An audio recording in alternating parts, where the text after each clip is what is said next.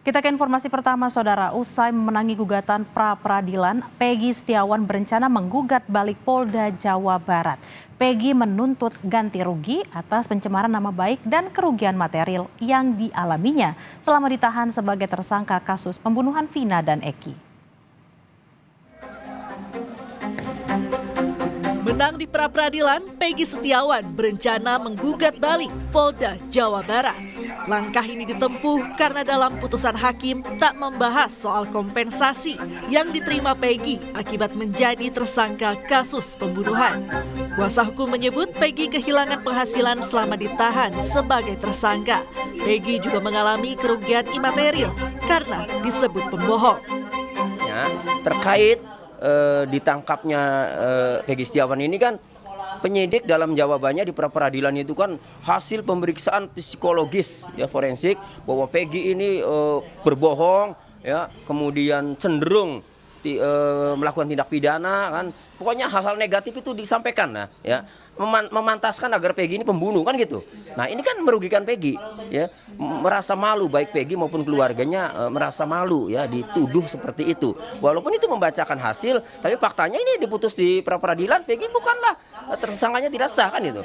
Nah sehingga hal itu bisa kami gugat secara imaterial, bisa tuntut secara imaterial yang besarannya itu nanti akan kami bicarakan. Nah misalnya 1 miliar, 2 miliar, 3 miliar, bisa jadi 5 miliar, nantilah akan kami bicarakan yang terbaik bagaimana. Tak hanya itu, Peggy Setiawan juga akan melaporkan saksi Aep dan Sudirman atas dugaan pemberian keterangan palsu kepada penyidik. Menurut kuasa hukum Peggy, Aep dan Sudirman merupakan orang yang memberikan keterangan bahwa Peggy terlibat dalam pembunuhan Vina dan Eki. Tony bahkan sempat menantang untuk mempertemukan Aep dan Sudirman guna membuktikan Peggy tidak terlibat. Sisi pidana, kesaksian saudara Aep dan saudara Sudirman yang mengaku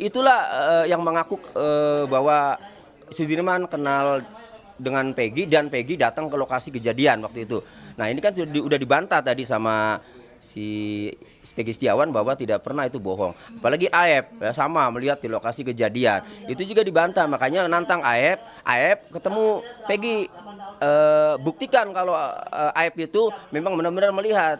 Peggy berani berdebat kan gitu. Nah karena sudah diputus bahwa Peggy Setiawan ini bukanlah tersangka ya, tersangkanya dibatalkan, maka ada langkah hukum yang akan kami tempuh untuk pidananya, yaitu melaporkan saudara Aep dan saudara Sudirman. Sementara itu, Kapolri Jenderal Listio Sigit Prabowo menyatakan menghormati keputusan pengadilan. Meski demikian, pihaknya masih mendalami hasil putusan pengadilan untuk memastikan sah atau tidaknya status Peggy Setiawan sebagai tersangka pembunuhan Vina. Kapolri memastikan akan segera menindaklanjuti putusan pengadilan. Tentunya itu akan didalami isi dari keputusan tersebut apa, karena ini kan terkait dengan sah tidaknya penetapan sebagai tersangka dan mungkin hal-hal lain. Saya juga belum tahu isinya apa. Yang jelas akan segera ditindaklanjuti. Pasca putusan pengadilan yang mengabulkan gugatan pra-peradilan Peggy Setiawan, Komisi 3 DPR meminta Polri melakukan investigasi dan evaluasi kepada penyidik Polda Jabar.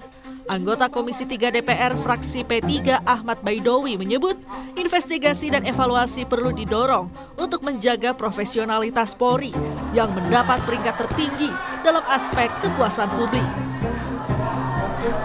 Ya, Komisi 3 meminta jajaran kepolisian untuk melakukan investigasi terhadap persoalan maladministrasi ataupun apa istilahnya dalam penegakan hukum di kasus ini.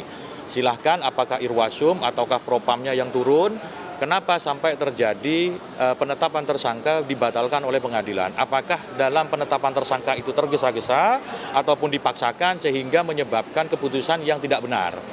Jadi kami akan mendorong itu untuk menjaga profesionalitas Polri. Bebasnya Peggy Setiawan dari rutan Polda Jabar tak serta-merta menghentikan pengungkapan kasus pembunuhan Vina dan Eki. Kini penyidik Polda Jabar dituntut menangkap 3 DPO kasus pembunuhan Vina berdasarkan putusan pengadilan 2016 lalu. Kuasa hukum Peggy Setiawan Marwan Iswandi mengaku mendapatkan informasi soal keberadaan Peggy Peron sebenarnya terduga pelaku pembunuhan Vina. Marwan bilang saat ini Peggy Peron masih berada di Cirebon, Jawa Barat. Saya mendapatkan pagi-pagi telepon dari salah seorang, nggak usah sebutin ya, anggota Intel kah atau apa, yang jelas saya kan mantan anggota juga. Nah, jadi ada telepon mengatakan, Bang, sebenarnya Bang, si Peggy yang ditangkap itu, menurut informasi bukanlah Peggy Peron. Peggy Peron itu memang ada Bang, tetapi di geng motor. Kak saya bilang, tolong kamu dalami lagi. Tolong dalami, tapi gini Bang, orang ini mereka ini persatuannya mereka kuat Bang. Kuat, tetapi yang jelas itu Peggy Peron itu memang ada. Menurut pengakuan dari orang menelpon saya. Ya ada di seputaran Cirebon itulah. Makanya Usai Peggy Setiawan memenangi gugatan pra-peradilan, kini kinerja penyidik Polda Jabar disorot. Polda Jabar diminta mampu mengungkap kasus pembunuhan Vina dan Eki secara tuntas dan terang benderang. Sementara soal permintaan ganti rugi, merujuk pada PP nomor 92 tahun 2015, besaran nilai ganti rugi korban salah tangkap berkisar Rp500.000 hingga Rp100 juta. Tim Liputan Kompas TV.